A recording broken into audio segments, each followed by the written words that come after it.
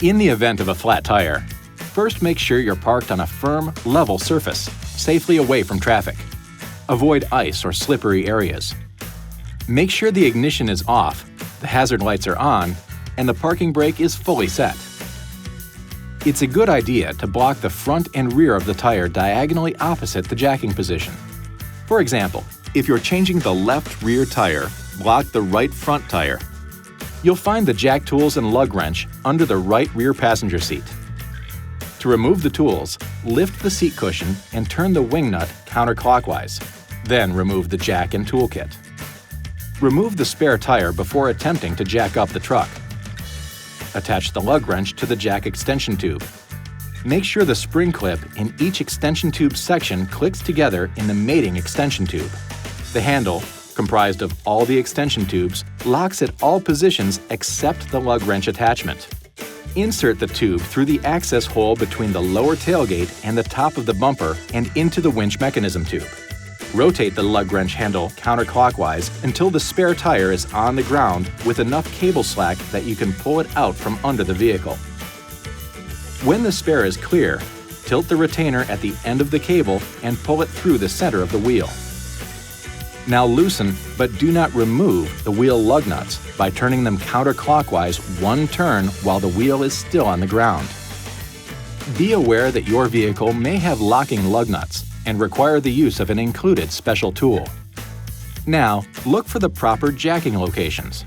For a front wheel, place the scissor jack under the axle with the handle extended diagonally toward the rear of the vehicle. For a rear wheel, place the jack under the axle between the wheel and the shock bracket with the handle extended to the rear of the vehicle. Make sure the jack itself is level. There should be no one inside the vehicle. Stay clear of the area below the vehicle when using the jack or changing a tire, and never start the engine when the vehicle is up on the jack. Now you're ready to raise the vehicle.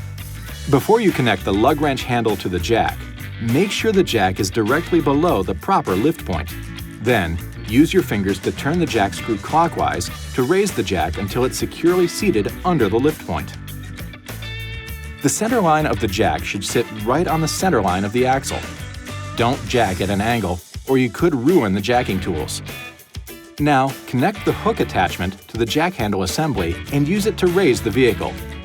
Keep the handle in line with the jack to minimize lifting effort and to ensure jack function. Raise the vehicle until you've got just enough clearance to install the spare tire. Remember, minimum tire lift provides maximum stability. Okay, now go ahead and finish removing the lug nuts and wheel. Place the spare tire on the vehicle with the valve stem facing out.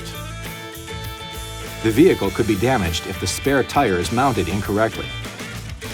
Now reinstall the lug nuts with the cone-shaped ends toward the wheel. Lightly tighten the lug nuts clockwise. Now you can lower the vehicle by turning the jack counterclockwise and remove the jack. Once on the ground, you can finish tightening the lug nuts.